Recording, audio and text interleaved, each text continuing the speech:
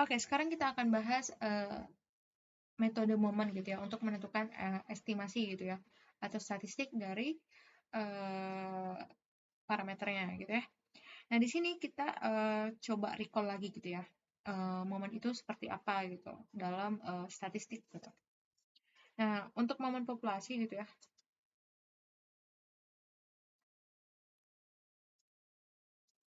Nah, di sini ada momen ke R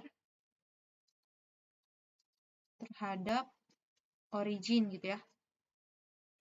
Jadi mu R-nya itu adalah ekspektasi X pangkat R. Ini akan menjadi sigma X pangkat R dikali Fx gitu ya, kalau dia discrete. Kalau continue berarti tinggal integralkan X pangkat R dikali Fx.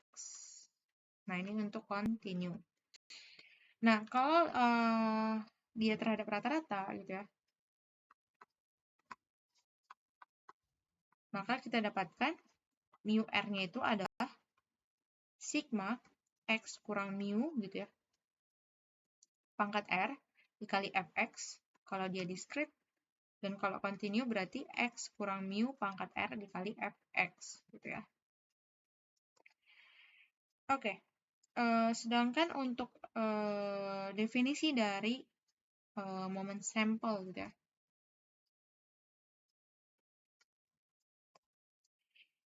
Ini tuh ketika ada X1 sampai Xn gitu ya, di mana ada random sampelnya. Random sampelnya itu adalah X1 sampai Xn gitu ya. Jadi ini adalah random variable, sedangkan ini adalah PDF dari random variabelnya gitu. Nah, dari PDF ini pasti dia akan memuat suatu parameter kan, karena dia masih ruang lingkup parameter. Nah, gitu. Jadi nanti ini didapatkan theta 1, theta 2 gitu sampai theta ke n gitu. Maka untuk menentukan momennya, momen sampel gitu ya, didapatkan MR aksen sama dengan 1/n dari sigma XI pangkat R. Nah, di mana R-nya itu dari 1, 2, sampai ke N gitu ya. Nah, gitu. Jadi, R di sini didapatkan dari tetanya gitu. Nah, di sini boleh N, boleh K gitu ya, nggak masalah gitu ya, selama dia mengikuti random variabelnya. Nah, gitu ya. Nah, mungkin kalau dari penjelasannya gitu kan, oh ini momen populasi, momen sampel gitu. Nah, maksudnya gimana gitu ya, masih kurang paham gitu. Nah, di sini aku akan jelaskan dengan tahapannya dulu gitu ya, supaya kita bisa langsung ke contohnya gitu. Jadi untuk langkah-langkahnya itu, nanti pertama kita tentukan dulu momen populasi, terus yang kedua kita menentukan momen sampel. Jadi momen sampel ini nanti akan memuat estimasi gitu ya, atau statistiknya gitu, mau X bar, varians gitu, dan lain-lain gitu. Terus yang ketiga kita akan bandingkan gitu, poin 1 dan juga poin kedua. Nah, dari sini setelah kita samakan, maka kita akan menentukan estimasinya itu apa. Oke? Oke, langsung aja kita ke contohnya. Jadi di sini kita ambil lagi dari distribusi eksponensial gitu ya. Jadi misalkan ada X, distribusinya eksponensial di mana parameternya adalah theta. Berarti estimasinya adalah theta cap gitu ya. Oke, sekarang kita akan tentukan theta cap MME gitu ya. Jadi dengan metode moment gitu, metode moment estimation. Nah, jadi untuk langkah pertama kita tentukan dulu momen populasinya. Nah, kita menentukan parameternya dulu gitu kan. Jadi parameternya itu diambil dari populasi. Jadi kayak gini. Supaya lebih gampang gitu ya. Di sini kita coba perhatikan. Kita ke sampelnya dulu ya. Metode sampel gitu. Jadi dalam metode sampel itu, kan tadi rumusnya adalah 1/n dikali sigma xi pangkat r. Nah, di mana di sini kalau misalkan M1 gitu ya, M1 aksen gitu. Berarti nanti kita dapatkan, oh ini berarti sigma xi per n, berarti jadinya x bar gitu. Nah, jadi kita akan menentukan estimasi dari x bar. Nah, gitu. Berarti nanti kita ambil dari mu-nya. Nah, masuk nggak logikanya? Nah, gitu. Jadi misalnya kita ibaratnya kalau kita mau cari x bar, berarti kita harus cari parameternya, yaitu mu. Nah, gitu. Jadi, kalau misalkan kita cari nih,